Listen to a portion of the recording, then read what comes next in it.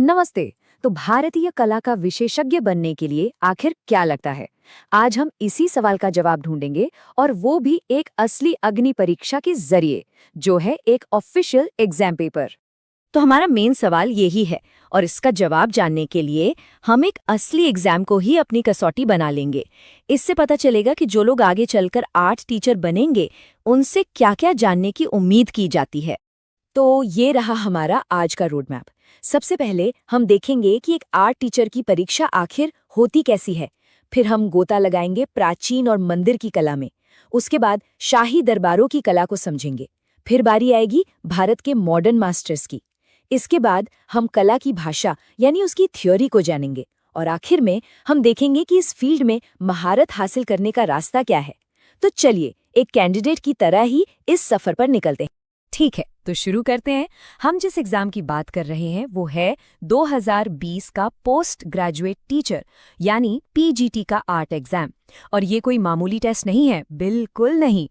ये एक ऐसा एग्जाम है जिसे पास करके ही कोई टीचर इंडियन आर्ट की विशाल दुनिया में अपनी एक्सपर्टाइज साबित कर पाता है। मतलब इन्हीं सवालों से तय होता है कि कौन अगली पीढ़ी को कला सिखाने के काबिल है। तो देखते हैं पहला राउंड क्या है। तो हमारा सफर शुरू हो रहा है भारत की सबसे पुरानी कलात्मक उपलब्धियों से। कह सकते हैं कि ये वो बुनियाद है जिस पर भारतीय कला का पूरा शानदार महल खड़ा है। पहला सवाल, ये हमें सीधे इंडस वैली सिविलाइजेशन में ले जाता है।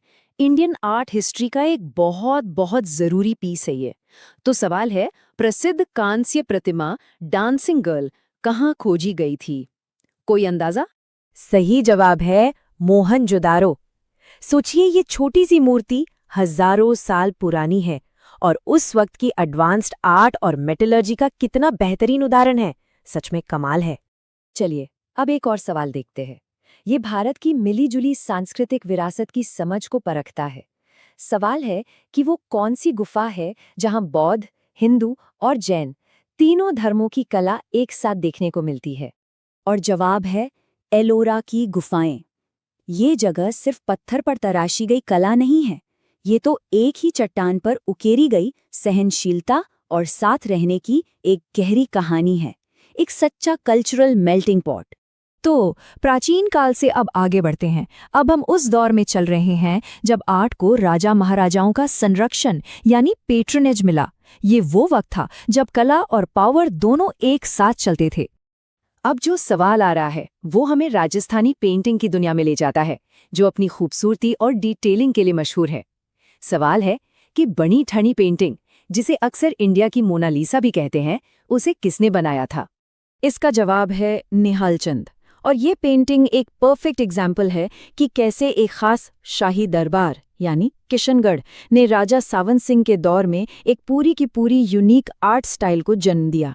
यहाँ आर्ट सिर्फ खूबसूरती के लिए नहीं थी, बल्कि वो शाही पहचान का सिंबल थी। चलिए अब दौर बदलते हैं और आते हैं मॉडर्न पीरियड में। ये वो समय था जब इंडियन आर्टिस्ट अपनी पुरानी परंपराओं और कॉलोनियल असर के बीच एक नई पहचान गढ़ रहे थे। यहाँ एक बड़ा मजेदार और कंफ्यूजिंग सवाल आता है। टॉपिक एक ही है, गांधी की दांडी मार्च, लेकिन आर्टिस्ट दो अलग अलग है। अगर पेंटिंग की बात करें तो वो बनाई नंदलाल बोस ने, लेकिन एग्जाम में पूछा गया था स्कल्पचर यानी मूर्ति के बारे में, और वो बनाई थी देवी प्रसाद रॉय चौधरी ने। तो देखिए मीडियम कितना जरूरी है। जरा सी चूक और जवाब गलत। अगला सवाल है एक बहुत ही फेमस पेंटिंग जमीन के बारे में।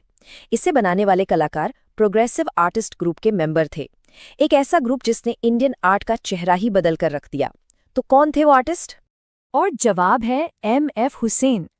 उनकी जमीन पेंटिंग सिर्फ एक कैनवस पर रंग नहीं है, बल्कि ये आज़ादी के बाद के भारत की आत्मा को दिखाती है। ये मॉडर्न इंडियन आर्ट की एक पहचान है, एक लैंडमार्क है। तो अभी तक हमने हिस्ट्री की बात की। अब जरा कला की अपनी भाषा, उसकी ग्रामर और थ्योरी की बात करते हैं, क्योंकि एक अच्छे आर्टिस्ट या टीचर को सिर्फ आर्ट बनाना ही नहीं, उसे समझना और समझाना भी आना चाहिए। जैसे एक सवाल है वर्ण के बारे में। हम आमतौर पर वर्ण को कलर समझते हैं, लेकिन एग्जाम में इसकी परिभाषा दी गई है प्रकाश का एक गुण। जरा सोचिए, यह सिर्फ एक रंग नहीं बल्कि अ प्रॉपर्टी ऑफ लाइट है। ये परिभाषा आर्ट के पीछे की साइंस और फिलॉसफी दोनों को छूती है। इसी तरह षडंग की जानकारी भी जरूरी है। पंडित यशोधर ने इसे लिखा था। ये असल में इंडियन पेंटिंग के 6 अंग या सिद्धांत हैं। मतलब एक तरह से ये पेंटिंग बनाने और उसे परखने की एक पूरी पारंपरिक ग्रामर है, जिसमें रूप भेद, प्रमाण, भाव, लावण्य, योजनम जैसी चीजें आती हैं। ये दिखाता है कि थियरी का ज्ञान कितना गहरा होना चाहिए। तो अभी तक हमने ये देखा कि एग्जाम में क्या क्या पूछा जाता है।